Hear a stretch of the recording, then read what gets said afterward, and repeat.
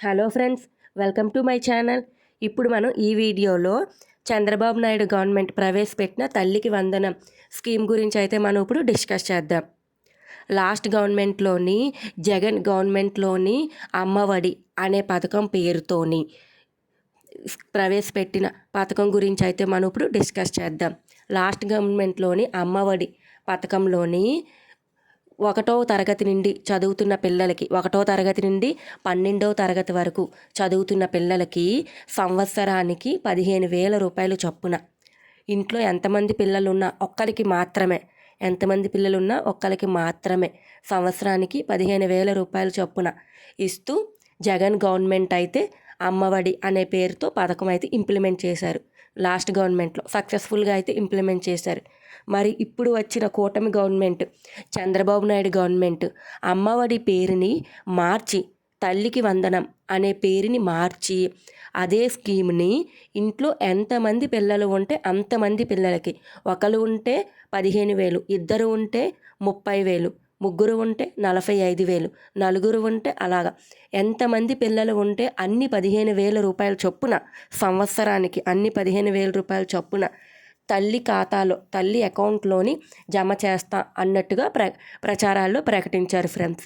దీనికి కావాల్సిన వివరాలు అన్నీ కూడా ఈ వీడియోలో మనం ఇప్పుడు డిస్కస్ చేద్దాం. ఇంతవరకు ఎవరైతే ఈ ఛానల్ని లైక్ చేయలేదో please like, share and subscribe to Chandraja classes YouTube channel friends.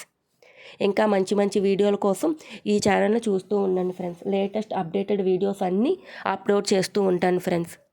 అయితే ఈ పథకం ఎవరెవరికైతే అప్లికబుల్ కాదు అని చూసుకుంటే, ఇంట్లో ఎవరికైనా గవర్నమెంట్ ఎంప్లాయీ ఉంటే, వైట్ రేషన్ కార్డు ఉండి గవర్నమెంట్ ఎంప్లాయీ అయితే ఈ పథకం అయితే అప్లికబుల్ కాదు ఫ్రెండ్స్. నెక్స్ట్, ఎవరికైతే 1000 చదరపు గజాల కన్నా ఎక్కువ ప్లేస్ ఉంటే వాళ్ళకి ఈ పథకం అనేది అప్లికబుల్ అవ్వదు. గవర్నమెంట్ నుండి ఏమైనా బెనిఫిట్స్ వచ్చిన వాళ్ళకి కూడా ఈ పథకం అనేది అప్లికబుల్ అవ్వదు. నెక్స్ట్, కార్లు అలాంటి వాహనాలు ఉన్న కార్ ఏవైనా ఉన్నా కూడా ఈ పథకానికి అప్లికబుల్ అవ్వదు, వర్తించదు ఈ పథకం.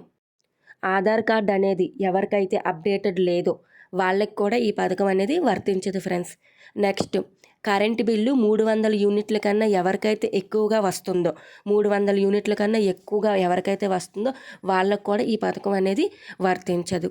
ఇంకా ఈ పథకానికి కావాల్సిన డాక్యుమెంట్స్ ఏంటి అని మనం డిస్కస్ చేద్దే, updated Aadhaar card, rice card, తల్లి అకౌంట్ నెంబర్, తల్లి పిల్లల ఆధార్ కార్డు, రైస్ కార్డు, కరెక్ట్గా ఉన్న అడ్రస్ ప్రూఫ్లు, ఎలక్ట్రికల్ బిల్లు, ఇంకా క్యాస్ట్ సర్టిఫికెట్, ఇన్కమ్ సర్టిఫికెట్, అలాగే residency certificate, OBC certificate, date of birth certificate అన్నీ కూడా ఒక్కసారి చెక్ చేసుకోండి ఫ్రెండ్స్.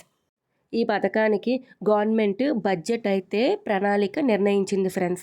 బడ్జెట్ నిర్ణయించింది అంటే 1 నెల రోజులు 2 నెలలు టైంలోని ఈ పథకాన్ని అయితే ఇంప్లిమెంట్ చేస్తుంది. అంటే వచ్చే సంవత్సరం ఫిబ్రవరిలో ఈ పథకాన్ని అయితే ఇంప్లిమెంట్ చేస్తుంది. ఒక్కొక్క పథకాన్ని ఇంప్లిమెంట్ చేస్తూ వస్తుంది ఫ్రెండ్స్ గవర్నమెంట్. ఇప్పుడు ఈ కూటమి గవర్నమెంట్ మ్యాక్సిమం ఫిబ్రవరిలో మనకి అమ్మఒడి వేసే అవకాశం అయితే ఉంది ఫ్రెండ్స్. ఇప్పుడు గవర్నమెంట్ ఇంటింటికి వచ్చి వాలంటీర్లు సర్వే కూడా చేస్తున్నారు ఫ్రెండ్స్. ఈ సర్వే పూర్తయిన తర్వాత వెంటనే 1 నెల వ్యవధిలోని ఈ పథకాన్ని అమలు చేసే అవకాశం అయితే ఉంది. మీరు ఒక్కసారి మీకున్న డాక్యుమెంట్స్ అన్నీ కరెక్ట్గా ఉన్నాయా లేదా అనేది ఒక్కసారి చెక్ చేసుకోండి.